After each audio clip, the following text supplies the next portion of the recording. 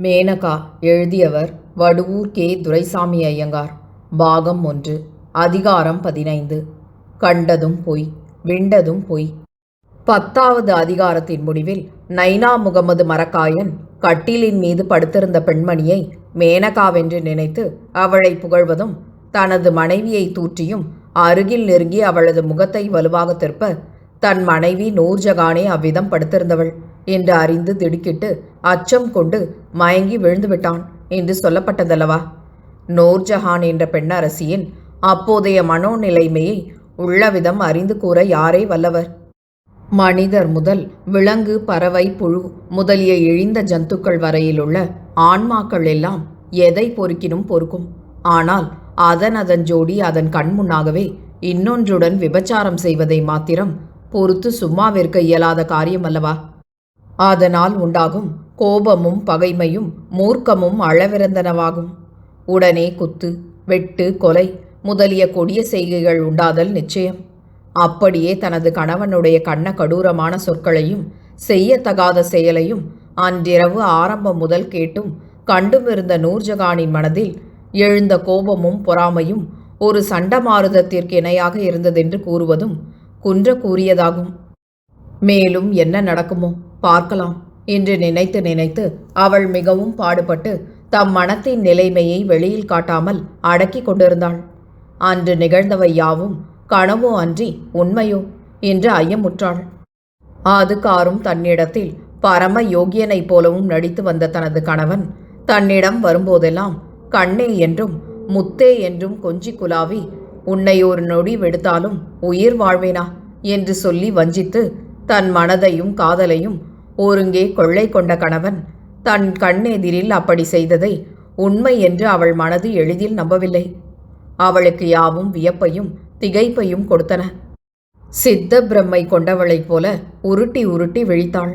அவளது மனத்தில் எழுந்த உணர்ச்சிகளும் எண்ணங்களும் புயல் காலத்தில் கடல் கொந்தளிப்பு ஆர்ப்பரித்தலைப் போல இருந்தன. ஆனால் திகைப்பு என்னும் பூட்டினால் வாயின் சொற்கள் பூட்டப்பட்டு வெளிப்படாமல் தடைப்பட்டு நின்றன. அவள் ஒரு பெரிய குடும்பத்தில் உதித்த உத்தமி, நற்குண நல்லொழுக்கத்திற்கு இருப்பிடமானவள். தமிழ்நாட்டு பெண்ணாகையால் அவள் ஹிந்துஸ்தானி பாஷையில் பேசுதல் மாத்திரம் அறிவாள். தமிழ், ஆங்கிலம் முதலிய 2 பாஷைகளிலும் நல்ல பாண்டித்யம் பெற்றவள். அவ்விரண்டு பாஷைகளிலும் கவிகள் பாடும் திறமை வாய்ந்தவள். அழகிலும் புத்தியிலும் சிறந்தவள். இயற்கை அழகும் குணமும் வாய்ந்த அவள் கல்வி கேள்விகள் நிரம்ப பெற்று பட்டை தீட்டப்பெற்ற வைரக்கல்லை போல தனி சுடராய் விளங்கினாள். அவளுடைய தந்தை சென்னை கவர்னரின் நிர்வாக சபையில் ஓர் அங்கத்தினர். அவர் செல்வாக்கும் செல்வமும் நிறைய உடையவர். அவரது அருமை புத்திரியாயிருந்தும் அவள் செருக்கென்பதே அற்றவளாய் பெண்களுக்கெல்லாம் நற்பெயரும் மேம்பாடும் தேடிக் கொடுக்கும் சட்டகமாய் விளங்கினாள்.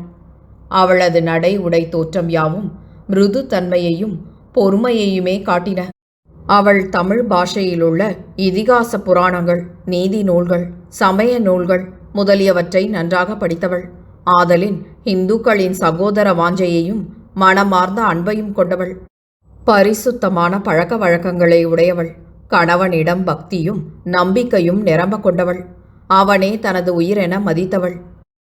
அத்தகைய கபடமற்ற ஸ்திரீ ரத்னம் தன் விஷயத்தில் நைனா முகமது அந்தரங்கத்திற்கு செய்து வந்த வஞ்சகங்களை அறிந்து அதற்கு போதிய ருஜுவையும் கண்ணீர்க்கு எதிரே காண்பாளாயின் அவள் மனது எப்பாடுதான் படாது?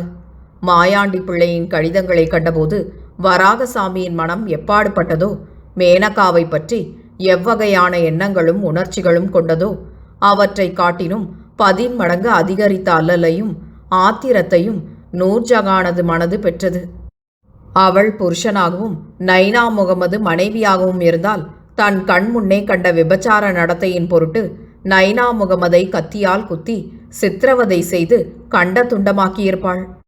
அல்லது நைனா முகமதுவின் கண்காண அவன் மனைவி அவ்விதமான தீய செயலை புரிய முயன்றிருந்தால் அவனும் அப்படியே செய்வான் என்பதற்கு ஆட்சேபனை இல்லை. ஆனால் பெண் பேதையாகிய அவள் அவனை அவ்வாறு தண்டித்தல் கூடுமா? கணவன் மீது அதிகாரமற்ற அபலையின் மனதில் எவ்வளவு வீராவேசம் தோன்றினாலும் அதனால் யாது பயன்? கணவன் மனைவி என்னும் சம்பந்தத்தில் பலவான் கட்சியே நீதியானதாக வல்லவோ இருந்து வருகிறது. நூர்ஜஹான் யாது செய்தாள்? ஆண் மக்களைப் போல கொல்ல வேண்டும் என்னும் நினைவை கொண்டாளா? இல்லை.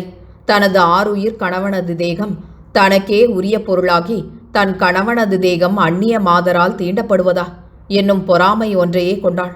அவனது தேகத்தின் மதிப்பு அவள் மதிப்புக்கு முன்னிலும் கோடி மடங்கு உயர்ந்து தோன்றியது. பிற மாதர் மீது சிதறி சென்றிருந்த அவனது ஆசை முழுவதும் தன் மீது திரும்பிவிட இந்த உலகத்தை அவள் கொடுக்கக்கூடுமாயின் அப்படியே செய்துவிடுவாள். கணவனை தண்டிக்க வேண்டும் என்னும் விருப்பத்தை அவள் கொள்ளாவிடினும் அவன் விஷயத்தில் பெரிதும் அருவருப்பும் ஆத்திரமும் அடைந்தாள். உடனே எழுந்து அவனை விடுத்து அப்பால் போய்விட வேண்டும் என்னும் பதைப்பதைப்பு மாத்திரம் தோன்றியது. படுத்திருந்தவள் சுருக்கென எழுந்து உட்கார்ந்தாள். அதற்குள் முதல் பயத்திலிருந்தும் மன அதிர்ச்சியிலிருந்தும் தெளிவடைந்த நைனா முகமது சிறிது துணிவை பெற்றான். அவன் தனது சபல புத்தியினாலும் தன்னோடு பழகும் மற்ற புருஷரின் கெட்ட நடத்தையைக் கண்டும் விபச்சாரத்தில் விருப்பம் கொண்டவனாயினும் அவன் தன் மனைவியின் பாண்டித்தியம், புத்திசாலித்தனம், நற்குணம் முதலியவற்றைக் கண்டு அவளிடம் உள்ளார்ந்த அச்சம் கொண்டவன். செல்வாக்கையும் கருதி அவளிடம் பெருத்த மதிப்பும் வைத்திருந்தவன். ஆகையால் அவன் அவளை கேவலம் தனக்குள்ளடங்கிய மனைவிதானே என அசட்டை செய்ய துணியவில்லை. அவள் வெளியில் போய் தனக்கு எவ்விதமான தீங்கை செய்வாளோ? விஷயத்தை அவளுடைய தந்தை அறிவாரானால் அவர் எவ்விதமான துன்பம் இழைப்பாரோ என்றும் பெரிதும் அச்சமும் கவலையும் கொண்டான். அவளால் மேனகா விடுவிக்கப்பட்டு போனாள் என்பதை உடனே யூகித்து கொண்டான். ஆதலின் மேனகா தன் கணவனிடம் சென்று நிகழ்ந்ததை தெரிவிப்பாளாயின் அதனால் தனக்கு எவ்வகையான பொல்லாங்கு சம்பவிக்குமோ என்று ஒரு புறத்தில் கலங்கினான். மேனகா எங்கு சென்றாள் என்பதை இவளிடம் அறிந்து மேனகா இன்னும் தன் வீட்டில் இருந்தால் தன்னை காட்டிக்கொடாமல் இருக்க நூர்ஜஹான் மூலமாக ஏற்பாடு செய்ய நினைத்ததுமன்றி தன் மனைவியின் கோபத்தையும் தணித்து அவளுடைய அன்பை திருப்பவும் நினைத்தான். இவ்விரண்டு காரியங்களும் மிகவும் எளிதில் சாதிக்கக்கூடிய விஷயங்களா? அவ்வெண்ணம் மலையை விழுங்கினவன் அதை ஜீரணம் செய்து கொள்ள சுக்கு கஷாயம் குடிக்க நினைத்தது போல் இருந்தது. எழுந்து உட்கார்ந்த தன் மனைவியின் கரத்தை அவன் மெல்ல பிடித்தான். ஆலகால விஷத்தை கொண்ட கொடிய நாகம் தனது கையின் மேல் பட்டதைப் போல் மதித்த நூர்ஜஹான் தனது கையை அப்பால் இழுத்துக்கொண்டு விரைந்து கட்டிலை விட்டு கீழே இறங்கினாள். அவனும் எழுந்து பாய்ந்து அவளை இறுக கட்டிப்பிடித்தான். நூர்ஜஹானுக்கு அடக்க முடியா ஆத்திரமும் அழுகையும் அருவருப்பும் மிகுந்த உரத்தோடு பொங்கி எழுந்தன. அவனை காண்பதற்கும் அவளது கண்கள் கூசின. தன் சுந்தர வதனத்தை அப்புறம் திருப்பிய வண்ணம் பதை பதைத்தவளாய் தன்னை விடுத்து கொண்டு போய்விட வேண்டும் என்னும் ஆவலோடு நின்றாள். நைனா முகமது அவளை முரட்டாட்டமாக இழுத்து கட்டிலில் உட்கார வைத்து தானும் அவள் அருகில் உட்கார்ந்து அவளது மோவாயை தன் வலக்கரத்தால் தாங்கி முகத்தை தன் பக்கம் திருப்பி நயமாக, அப்பாடா, எவ்வளவு கோபம், எவ்வளவு ரோஷம்! நீ ஆண் பிள்ளையாக மாத்திரம் இருந்தால் இந்நேரம் என் பாடு திண்டாட்டமாயிருக்கும் என்று மிகவும் கொஞ்சிய குரலில் பேசி தனது முகத்தை அவளுடைய முகத்திற்கு அருகில் கொணர்ந்து, கண்ணே, இவ்வளவுதானா உன் புத்தியின் மேன்மை? இதையெல்லாம் உண்மை என்று நினைத்து கொண்டாயா? ஆகா, நீ பிராமண பெண்ணைப் போலவே இருக்கிறாயே. இம்மாதிரி உடை தரிக்க நீ எங்கு கற்றுக்கொண்டாய்? இந்த உடையில் உன் அழகே குறைந்து போய்விட்டதே. இதை நீ சீக்கிரம் விலக்கிவிட்டால் அதன் பிறகே என் கண்ணாட்டியான நூர்ஜஹான் தன் இயற்கை அழகில் விளங்குவாள். இதையெல்லாம் உண்மையென்று நினைக்காதே என்று தேன் போல மொழிந்து முகத்தில் முத்தமிட முயல அவள் மகா அருவருப்போடு தனது முகத்தை அப்பால் இழுத்துக்கொண்டு, எதையெல்லாம் என்று கேட்டாள். அதற்கு நைனா முகமது, என்ன, ஒன்றையும் அறியாதவள் போல கேட்கிறாயே? நடந்ததையெல்லாம் நான் திரும்ப சொல்ல வேண்டுமென்று ஆசைப்படுகிறாயா? அது இருக்கட்டும். இந்த பெண் எங்கிருக்கிறாள்? இங்கேயே இருக்கிறாளா? தன்னுடைய வீட்டுக்கு போய்விட்டாளா? அதை தெரிவி, கோபிக்காதே. என் சீமாட்டி அல்லவா? ஆறுவது சினம் என்று தினம் தினம் படித்து கொண்டிருப்பாயே, அதை நினைத்துக்கொள். இதன் உண்மையெல்லாம் நான் உனக்கு பின்னால் விரிவாய் சொல்கிறேன். அப்போது நான் குற்றமற்றவன் என்று நீ நிச்சயமாய் அறிவாய். முதலில் அவள் எங்கிருக்கிறாள் என்பதை தெரிவி என்று தந்திரமாக மொழிந்தான். நூர்ஜஹான் ஒன்றையும் அறியாதவளைப் போல, பெண்ணா? எந்த பெண் என்றாள். நைனா முகமது புன்சிரிப்பை காட்டி, ஆகா, என்ன வேஷம் இது! அவளை உனக்கு தெரியாதா? கொஞ்ச நேரத்துக்கு முன் இங்கிருந்தாளே, அவள்தான். இதோ உன் மேலே இருக்கும் உடைக்கு எவள் சொந்தக்காரியோ அவள்தான் என்றான். நூர்ஜஹான் பைத்தியம் கொண்டவளைப் போல உருட்டி பார்த்து, என்ன ஆச்சரியம், இதெல்லாம் கனவில் நடக்கிறது என்றல்லவோ நினைத்தேன். உண்மையாக இவ்விடத்தில் வேறொரு பெண் வந்தாளா? அவளிடம் சொல்லப்பட்ட வார்த்தையெல்லாம் உங்களால் சொல்லப்பட்டதுதானா என்றாள். அவள் பெருங்கொதிப்பை தன் மனத்தில் அடக்கிக் கொண்டு அவ்வாறு கேட்கிறாள் என்பதை உணர்ந்து எவ்விதமாயினும் அவளை சாந்தப்படுத்தாமல் விடக்கூடாதென உறுதி செய்து கொண்டு அவன் முன்னிலும் இழக்கமும் உருக்கமும் காட்டி, நூர்ஜஹான், என் தங்கமே, என்னை சோதித்தது போதும். காரியம் இப்படி விபரீதத்துக்கு வரும் என்று முன்னமே ஒரு வகையான சந்தேகம் உதித்தது. இதை நீ தப்பாக நினைத்து கொள்வாய் என்று எண்ணினேன். அப்படியே செய்துவிட்டாய். கோபிக்காமல் கொஞ்சமும் பொறுமையோடு நடந்து கொள். நீ அருமையான உயர்ந்த குணமுடையவள் என்பதை இந்த சமயத்தில் நீ அவசியம் காட்ட கடமைப்பட்டவள். இதிலேதான் உன்னுடைய மேன்மை இன்னமும் உயரப்போகிறது. ஒன்றையும் அறியாத அசட்டு பெண்களைப் போல நீயும் இப்படி ஆத்திரம் அடைவதை காண என் மனம் வருந்துகிறது. உன்னுடைய உண்மை காதலை சோதனை செய்யவே இந்த நாடகத்தை நான் ஆடினேன். இது நிஜமான செய்கை அல்ல. இதில் உன்னுடைய காதலின் பெருமையை உள்ளபடி அறிந்தேன். ஆனால் இதனால் உன்னுடைய உண்மை காதலை மாத்திரம் நான் அறிந்தேன் அன்றி உன் மீது எனக்குள்ள காதலை நீ சந்தேகிக்கும்படி செய்து கொண்டது மாத்திரம் ஒரு மூடத்தனம். நான் இப்படி விஷ பரீட்சை செய்திருக்கக்கூடாது. என் காதலை உனக்கு நான் இன்னொரு முறை நன்றாக மெய்ப்பிக்கிறேன். அதுவரையில் பொறுமையோடு இரு. இப்போது பெருந்தன்மையோடு நடப்பாயானால் இதனால் உனக்கு ஒரு குறைவும் வராது. நாம் இருவரும் இனி உயிரும் உடலும் என ஒன்றுபட்டு வாழலாம் என்று கூறி அன்போடு அவளை கட்டி ஆலிங்கனம் செய்தான். குஷ்ட நோய் கொண்டவரை கண்டு மனிதர் அருவருப்படைந்து அஞ்சி விலகுதலைப் போல அவள் அவனது ஆலிங்கனத்திலிருந்து தன்னை விடுவித்து கொண்டு அப்பால் நழுவி, என்ன இது, மறந்துவிட்டீர்களா? கழுதையிலும் தாழ்ந்த மிருகம் அல்லவா நான்? தங்களை போன்ற மனித பிறப்பினர் என்னை கையாலும் தொடலாமா? சே, இதென்ன கேவலம், இழிவான காரியம். இந்த எருமை மாட்டை இனி பார்ப்பதே இல்லை என்று இப்போதுதானே சொன்னீர்கள். நீங்கள் மறந்தாலும் நான் மறக்க மாட்டேன். தங்கள் உத்தரவுப்படி நடக்க நான் கடமைப்பட்டவள். நான் போய் வருகிறேன். இதுவே நான் உங்களை கடைசியாக பார்ப்பது. உத்தரவு பெற்றுக்கொள்கிறேன் என்று கூறிக்கொண்டு எழுந்து விசையாக 2 அடிகள் வைத்தாள். பெரிதும் வெட்கி அவமானமடைந்த அவன் வழி மறித்து குறுக்கில் நின்று, கடைசியாக பார்ப்பதா? எங்கே போகிறாய்? உன்னை விட்டு பிரிந்து நான் ஒரு நிமிஷமும் உயிருடன் இருப்பேனா? என் சீமாட்டி, கோபித்தது போதும், உட்கார்ந்து கொள். இந்த நடுராத்திரியில் எங்கே போகிறாய்? இப்படியே படுத்துக்கொள் என்றான். உடனே நூர்ஜஹான், எங்கே போகிறேனா? நான் மேனகாவின் வீட்டுக்கு போக வேண்டாமா? மறந்து விட்டீர்களா என்றாள். அதற்கு நைனா முகமது அன்பாக, சே, நீ போக வேண்டாம். நானே பெட்டி வண்டியில் வைத்து அவளை கொண்டு போய் அவளுடைய வீட்டில் விட்டுவிடுகிறேன். இதற்காக நீ ஏன் போக வேண்டும் என்றான். அதற்கு நூர்ஜஹான், இப்படி முன்னுக்கு பின் விரோதமாக நீங்கள் பேசினால் நான் எதை செய்கிறது? மேனகாவுக்கு பதிலாக அவளுடைய புருஷனிடம் என்னை அனுப்புகிறேன் என்று சொன்னீர்களே, அது ஞாபகம் இல்லையா? தங்களுடைய விருப்பத்தை பூர்த்தி செய்யாமல் அடிமையாகிய நான் வேறு எதற்காக இருக்கிறேன்? உத்தரவு பெற்றுக்கொள்கிறேன் என்று மேலும் நடந்தாள். கூர்மையான அம்பால் அடிக்கப்பட்ட பறவையைப் போல நைனா முகமது ஒரு நிமிஷம் தத்தளித்து தடுமாற்றமடைந்தான். தன்னுடைய பிழையை மறைக்க புன்னகை செய்தான். ஆனால் முகத்தில் அசடு வழிந்தது. குற்றமுள்ள மனதாகையால் தன் வினை தன்னையே சுட்டது என்றாலும் அச்சத்தினால் தூண்டப்பட்டவனாய் விரைந்தோடினான். வாயிற்படியை கடந்து கொண்டிருந்த நூர்ஜஹானின் இடையில் கையை கொடுத்து குழந்தையை எடுப்பது போல தூக்கி கொணர்ந்து கட்டிலின் மேல் பலவந்தமாக உட்கார வைத்து, நூர்ஜஹான், என்ன இது? என்றைக்கும் என் மனம் போல் நடப்பவள் இன்றைக்கு இப்படி பிடிவாதம் பிடிக்கிறாயே, இது ஆச்சரியமாகவே இருக்கிறது. நான் கபடமாக அவளிடம் பேசியதை நீ உண்மை என்று நினைத்து இப்படி கோபிக்கிறாயே. உன்னை அந்நிய புருஷனிடம் அனுப்ப நான் பேடி என்று நினைத்தாயா? வேடிக்கையாக சொல்லும் வார்த்தைகளையெல்லாம் நிஜமாக நினைத்து கொள்ளலாமோ? எவ்வளவோ படித்த புத்திசாலியான நீ இப்படி பிணங்குவது சரியல்ல என்று கூறி கெஞ்சி மன்றாடினான்.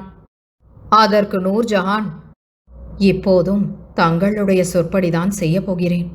ஏன் என்னை இப்படி முரட்டுத்தனமாக கட்டாயப்படுத்துகிறது? ஆண் பிள்ளையாகிய உங்களுக்கு உடம்பில் பலம் அதிகம். அபலைகளாகிய பெண்டு பிள்ளைகளை காப்பாற்றும் பொருட்டு ஆண் பிள்ளைகளுக்கு ஆண்டவன் அதிக பலத்தை கொடுத்திருக்கிறார். நீங்கள் பெண்டு பிள்ளைகளை வஞ்சித்து தம் இச்சைப்படி வற்புறுத்துவதற்கு அந்த பலத்தை உபயோகிக்கிறீர்கள். உங்களுக்கு அதிக பலம் இருக்கிறது என்று அதன் உதவியால் உங்கள் விருப்பமே சட்டமாக செய்கிறீர்கள்.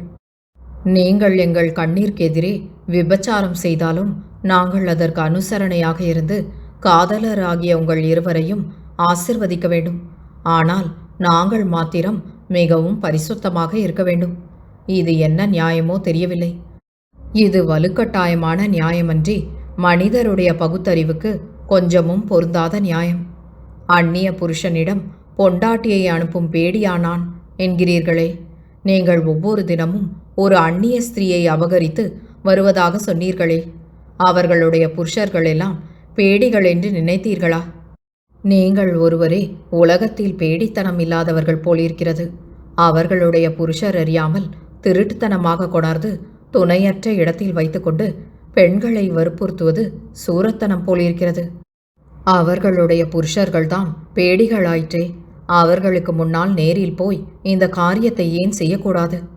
இருக்கட்டும், இந்த விஷயத்தை நியாயஸ்தலத்திற்கே கொண்டு போய் எது சூரத்தனம் என்பதை அறிந்து கொள்வோம். இன்று வந்த மேனகா இந்நேரம் தன்னுடைய வீட்டுக்கு போய் சேர்ந்திருப்பாள். நாளைய தினமே நியாயாதிபதியிடத்தில் வழக்கு தொடர்வதாக சொல்லியிருக்கிறாள். இங்கு நடந்த விஷயங்களையெல்லாம் நானும் என் அக்காளும் மற்றும் வேலைக்காரரும் நேரில் பார்த்திருந்தோம். அவளுடைய கற்பை அவளது கணவனுக்கு ருஜுப்படுத்த வேண்டுமல்லவா? அதற்காக எங்களையெல்லாம் அவள் சாட்சியாக கோரப்போகிறாள். நியாயாதிபதி குரானை வைத்துக்கொண்டு சத்தியம் செய்ய சொன்னால் நாங்கள் உயிர் போவதானாலும் பொய் சொல்ல மாட்டோம். நடந்தவற்றையே சொல்வோம். அங்கிருந்து இந்த சூரப்புலி தப்பி வந்தால் இனிமேலும் தினம் தினம் ஒரு அந்நிய பெண்ணை கொண்டு வரலாம். ஆனால் மேனகாவின் புருஷனுக்கு என்னை கொடுத்து விட்டால் பிறகு தினம் தினம் இங்கு வரும் பெண்களின் புருஷர்களுக்கு கொடுக்க அத்தனை நூர்ஜகானுகளுக்கு எங்கே போவீர்கள்? இதற்காகத்தான் தனியாக இந்த சயன அறையை வைத்து கொண்டிருக்கிறீர்களோ? அடடா, என்னை எவ்வளவோ அருமையாக வளர்த்த என் தந்தை இருந்திருந்து என்னை நல்ல புருஷருக்கு கொடுத்தார். என் தலைவிதி இப்படியாயிருக்க வேண்டும். நான் அவரிடம் போய் எல்லாவற்றையும் சொல்கிறேன். அவர் இதை கேட்டு மிகவும் சந்தோஷமடையட்டும். போய் வருகிறேன். இனி உங்கள் முகத்திலும் விழிப்பேன் என்று நினைக்க வேண்டாம். என்னை விடுங்கள் என்று கூறி திமிரிக்கொண்டு எழுந்தாள். அவன் அவளை விடாமல் பிடித்து கொண்டு எழுந்து, சே, என்ன பிடிவாதம் இது? உனக்கு நான் உண்மையில் வஞ்சம் செய்வேன் என்றா நினைத்தாய்? என்ன முட்டாள்தனம் இது? உன் மனதை பரீட்சை செய்தேன் என்று நான் எவ்வளவு சொல்லியும் நீ நம்ப மாட்டேன் என்கிறாயே. உனக்கு என் மீது அந்தரங்கமான காதல் இருப்பதாக இதனால் நான் உணர்ந்துவிட்டேன். என்னை பார்க்கிலும் பாக்கியவான் ஒருவனும் இருக்க மாட்டான். நான் இப்போது அடையும் ஆனந்தத்திற்கு அளவில்லை. அதை வீணாக நீ கெடுக்காதே என்று நயந்து கெஞ்சி கூத்தாடி அவளை அணைத்து சரச சல்லாபம் செய்ய தொடங்கினான். அதுகாரும் தன்னுடைய ஆத்திரத்தை மிகவும் பாடுபட்டு அடக்கி கொண்டிருந்த நூர்ஜஹான் தனது பொறுமையை இழந்து கோபம் மூட்டப்பட்ட சிங்கத்தைப் போல் ஆனாள். மகா ஆத்திரத்தோடும் கம்பீரமாகவும் தனது கணவன் முகத்தை பார்த்து, இது யாரை ஏமாற்றும் வித்தை? நான் ஒன்றையும் அறியாத முட்டாள் என்று மதிக்க வேண்டாம். இதுவரையில் எனக்கு தெரியாமல் என்னை முட்டாளாக்கியதிலிருந்து எல்லாவற்றையும் நான் அறிந்த பிறகும் என்னை ஏமாற்ற நினைத்தீர்களா? அது ஒரு நாளும் பலிக்காது. இந்த நியாயத்தையும் கச்சேரியில் சொல்லிக்கொள்வோம் என்று கூறி தனது முழு பலத்தையும் செலுத்தி அவனை மீறி தன்னை விடுவித்துக் கொண்டு விரைந்தோடினாள். எதிர்பாராத அந்த அம்பு பாய்ந்ததனால் தளர்வடைந்து சிறிது தயங்கிய பின் எதையோ நினைத்து கொண்டு அவளை துரத்தி ஓடினான். அவள் அந்த அறையை விடுத்து அப்பால் சென்றாள். அவனும் விடாமல் தொடர்ந்தான். 2 அறைகளை கடந்தவுடன் அவள் அக்கா அக்கா என்று உரக்க கூவ சற்று தூரத்திலிருந்து ஏனம்மா இதோ வந்தேன் என்று இன்னொரு குரல் கேட்டது. அதை கண்ட நைனா முகமது தயங்கி நின்றுவிட்டான். அவ்வீட்டில் 2 நாட்களாக வந்திருந்த நூர்ஜகானுடைய அக்காள் கோஷாஸ்திரியாதலால் அவளை நைனா முகமது பார்த்தல் கூடாது. ஆகையால் தான் செய்ய வேண்டுவது என்னவென்பதை அறியாமல் தத்தளித்து கலங்கினான். அச்சம் மேற்கொண்டு அவனை பெரிதும் வதைத்தது. நெருக்கவும் வலுவற்றவனானான். அவர்கள் என்ன செய்வார்களோ? மேனகா எங்கிருக்கிறாளோ? அவள் தனது வீட்டிற்கு சென்றால் அதனால் என்ன துன்பம் சம்பவிக்குமோ? அதை தன் மாமனார் உணர்ந்தால் அதனால் என்ன விபரீதம் நேருமோ என்று பலவாறு நினைத்து கலங்கினான். என்றாலும் தன் மனைவி தன்னை எவ்விதம் கோபித்து கடிந்தாலும் தன் மீதுள்ள ஆழ்ந்த அபிமானத்தினால் தன்னை காட்டிக் கொடுக்க மாட்டாள் என்று ஒரு அந்தரங்கமான குரல் அவன் மனதில் கூறியது. மிகவும் களைப்படைந்தவனாய் தனது சயன அறைக்குள்ளிருந்த கட்டிலில் படுத்து நித்திரையின்றி வருந்தி கிடந்தான். வடுவூர் கே. துரைசாமி ஐயங்காரின் இந்த நாவலை உங்களுக்காக வாசித்தது நிமா மனோ. கேட்டு மகிழ்ந்து விரும்பி பகிர்ந்து பதிவு செய்யவும். நன்றி.